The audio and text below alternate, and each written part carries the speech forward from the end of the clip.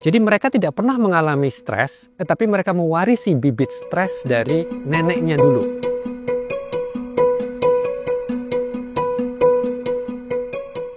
Di masa Perang Dunia Kedua, mungkin teman-teman ingat terjadinya Holocaust, di mana warga Yahudi itu dimasukkan ke kamp konsentrasi.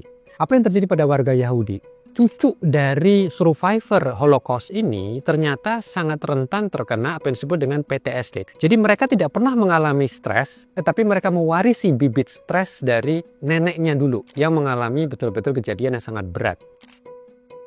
Dalam genom kita itu ada apa yang disebut gen yang fungsinya adalah bagaimana manusia menentukan untuk bertarung atau menghindar dari ancaman. Ketika sangat stressful, sangat traumatik, yang terjadi banyak metilasi pada gen yang menyandi apa yang disebut dengan reseptor yang ada di otak. Tapi apa sih fungsi reseptor ini? Reseptor itu ada di otak.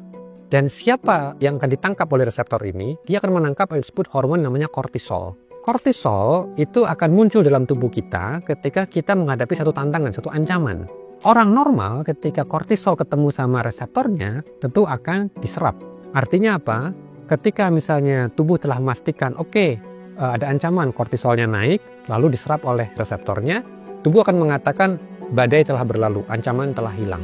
Tapi buat sebagian orang yang mengalami stres epigenetik, karena tadi mereka mewarisi dari neneknya dulu, yang mungkin mereka merasakan suatu trauma yang sangat berat gitu ya. Mereka mewarisi apa? Gen yang menyandi reseptor tadi itu termetilasi, mengalami proses epigenetik, di mana tidak bisa memproduksi banyak sekali protein reseptor. Karena reseptor sedikit, kortisolnya naik, jumlah kortisol yang terserap itu juga tidak banyak. Sehingga kortisol masih berkeliaran dalam otak dia. Dan ini memberikan kesan bahwa dia ini dalam posisi banyak ancaman. Sehingga dia selalu merasa tidak aman dan tidak nyaman. Jadi ini satu pelajaran yang sangat penting bahwa ini ternyata bisa diwariskan dari mereka yang telah mengalami suatu peristiwa yang sangat-sangat traumatik. Buat sebagian orang, depresi itu sesuatu yang sangat serius. Walaupun kita harus pastikan jangan self-diagnosis ya. Itu harus datang ke dokter ya, dipastikan memang betul-betul depresi yang serius gitu ya.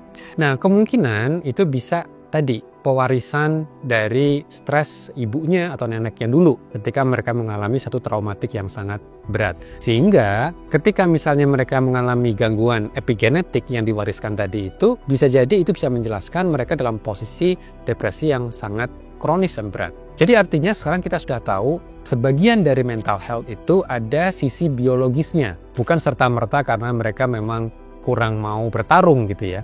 Walaupun sebetulnya ada juga yang sebetulnya mereka hanya menghadapi, ya namanya juga manusia, mereka punya perasaan.